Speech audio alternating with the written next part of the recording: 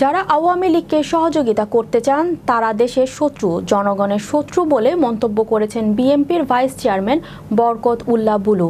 শনিবার দুপুরে নোয়াখালীর বেগমগঞ্জ উপজেলার বাণিজ্যিক শহর চৌমুহনীর পাবলিক হল চত্বরে চৌমুহনীর পৌরসভা বিএনপির সভাপতি জহির উদ্দিন হারুনের সভাপতিত্বে ও সাধারণ সম্পাদক মহসিন আলমের সঞ্চালনায় জুলাই আগস্টের ছাত্র জনতার গণ অভ্যুত্থানে নিহত বেগমগঞ্জ উপজেলার 11 নিহত শহীদ পরিবারের মাঝে বিএনপির ভারপ্রাপ্ত চেয়ারম্যান তারেক রহমানের পক্ষ থেকে ঈদ উপহার ও আর্থিক অনুদান প্রদান অনুষ্ঠানের প্রধান অতিথি হিসেবে উপস্থিত থেকে এসব কথা বলেন। অনুষ্ঠানে প্রধান বক্তা ছিলেন বেগমগঞ্জ উপজেলার বিএনপি সভাপতি কামাখ্যা চন্দ্র দাস। বিশেষ অতিথি ছিলেন বেগমগঞ্জ উপজেলা বিএনপির সাধারণ সম্পাদক মাহফুজুল হক আবেদ, বেগমগঞ্জ উপজেলা যুবদলের আহ্বায়ক মোহাম্মদ রুস্তম সহ আরও অনেকেই উপস্থিত ছিলেন।